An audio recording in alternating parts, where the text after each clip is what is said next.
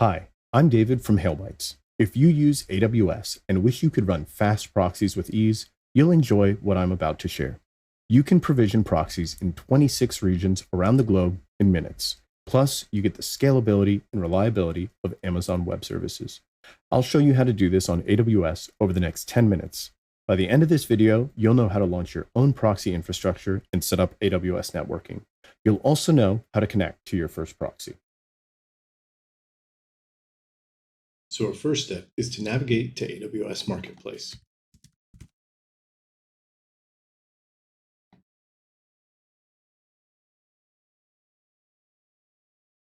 Step 2, we'll search for the HailBytes proxy.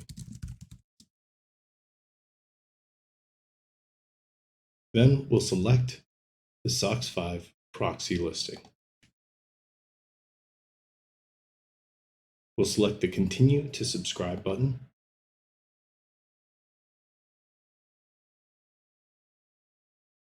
And then we'll accept the terms. Once the subscription is available, we'll go ahead and click Continue to Configuration. Then we'll click Continue to Launch.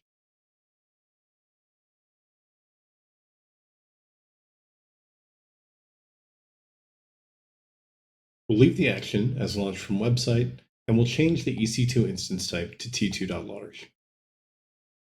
For VPC, we want to make sure that we use the VPC with host names and IP assignment enabled.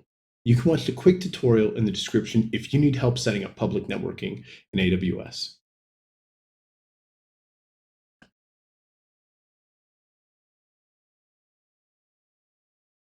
For us, this will be the HailBytes VPC that we created earlier in the tutorial, VPC-07D.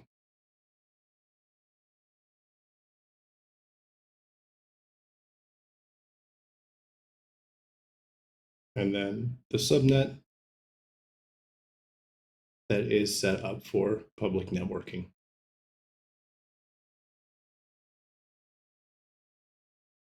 Subnet-049.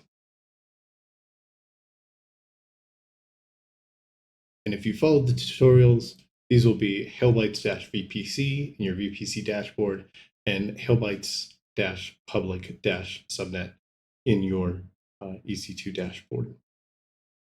You'll want to create a new security group based on seller settings.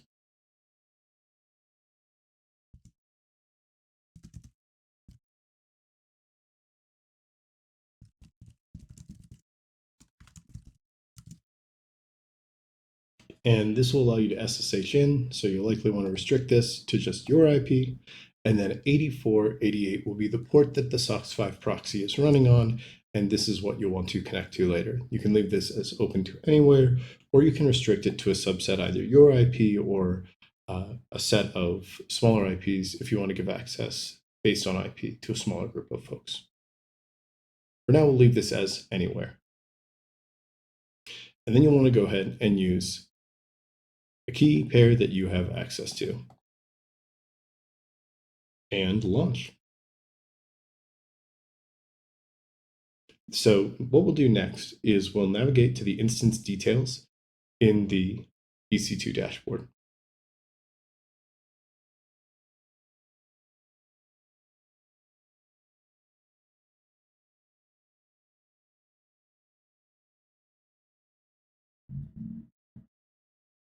And then we'll be able to see that instance available here.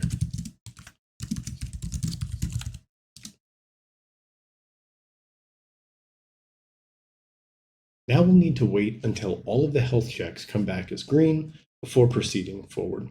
What we can do in the meantime is we can check our IP address and note it so that we know whether or not the proxy has taken effect. So we can go to whatsmyip.com and we'll get our IP back as a reference. What we can also do while we wait for these status checks to come back as green is to download, install, and open the proxy client for our preferred platform. So we'll be using the Windows client in this example. So to use the Windows client, we'll go to shadowsocks.org,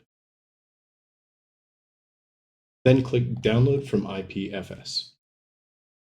Then select shadowsocks-4.4.1.0.zip. You can go ahead and open up the ShadowSocks archive,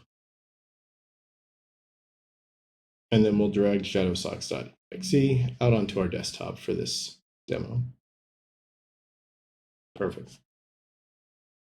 We want to go ahead and run shadowsocks.exe, and it will bring up an edit servers window. Connect to the proxy server by entering the public IP address from the EC2 dashboard into the proxy client. You'll also need to adjust server to be 8488 instead of 8388, and you'll need to enter the instance ID as a password for the server. So if we go back to our instance, we can see the instance ID here, and we can see the public IPv4 address here. Verify that your proxy connection is successful by navigating to whatsmyip.com and verifying that your IP is different. It should be the same as the IP server as the SOCKS5 Proxy server that we configured in the previous step.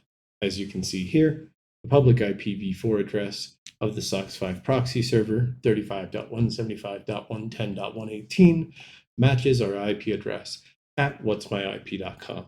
That means that we're done with configuration. You're ready to use your proxy. You can set up alternate servers using the same process to allow rotating through proxies, and you can share your proxy IP with other users for onboarding.